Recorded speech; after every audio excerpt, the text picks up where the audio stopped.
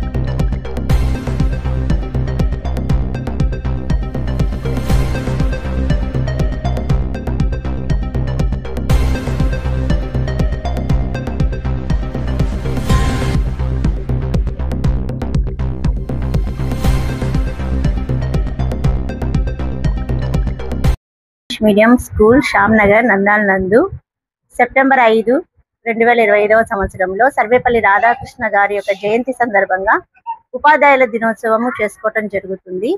ఈ యొక్క సర్వేపల్లి రాధాకృష్ణ వారి యొక్క జయంతి సందర్భంగా చేస్తున్నటువంటి ఈ యొక్క ఉపాధ్యాయ దినోత్సవము ఎందుకు చేసుకుంటున్నాము అంటే, ఆయన మన భారతదేశానికి రాష్ట్రపతిగా వర్క్ చేస్తూ వచ్చినారు. అంతేకాదు ఆయన ఒక టీచర్గా కూడా ఉంటూ విద్యకు సంబంధించి ఎంతో కృషి చేస్తూ వచ్చినారు. కాబట్టి ఆ సందర్భంగా ఆయన జయంతిని మనము మన భారతదేశం ఒక భారతరత్నగా ఆయనకు బిరుదును ఇస్తూ ఆయన యొక్క జన్మదినాన్ని ఉపాధ్యాయ దినోత్సవంగా జరుపుకుంటున్నాము. కాబట్టి ఈ రోజు మా స్కూల్లో కూడా మా టీచర్స్ అందరితో కలిసి మేము ఘనంగా ఈ యొక్క ఉపాధ్యాయ దినోత్సవం జరుపుకుంటున్నాము. కాబట్టి మా స్కూల్లో ఉన్నటువంటి టీచర్స్ అందరికీ, అలాగే నంద్యాల పట్టణంలో ఉన్నటువంటి ఇతర స్కూల్ టీచర్స్ అందరికీ కూడా టీచర్స్ డే శుభాకాంక్షలు తెలియజేసుకుంటున్నాం. భారతి ఇంగ్లీష్ మీడియం స్కూల్ తరఫున టీచర్స్ డే సందర్భంగా అందరికీ శుభాకాంక్షలు. అలాగనే పట్టణంలో ఉన్న స్కూలు టీచర్స్ అండ్ హెడ్ మాస్టర్స్కి, కరస్పాండెంట్లకు, తర్వాత మా యొక్క టీచర్లకు అందరికీ టీచర్స్ డే శుభాకాంక్షలు తెలియజేస్తున్నాము.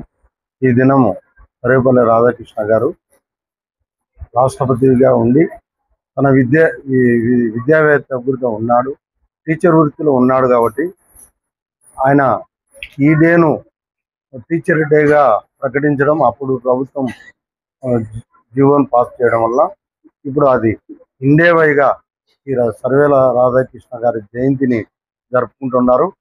నేనేం చెప్తానంటే, ఒక టీచర్ కూడా పెద్ద పొలిటీషియన్ కావచ్చు. ఎగ్జాంపుల్కి వచ్చేసి ఒక టీచర్ ఈరోజు హోమ్ మినిస్టర్ అయినారు. కాబట్టి ఒక టీచర్ను తక్కువ అంచనా వేయకూడదు. కాబట్టి టీచర్ విద్య చెప్పేవాడు కూడా హోమ్ మినిస్టర్ కావచ్చు, సీఎం కావచ్చు, కానీ విద్య చెప్తున్నామని తక్కువ అంచనా వేయకుండా విద్య చెప్పేవాళ్ళు కూడా క్రమశిక్షణతో పిల్లలకు నేర్పించి క్రమశిక్షణ ఇవ్వాలని పూర్తిగా మనస్ఫూర్తిగా కోరుకుంటాను.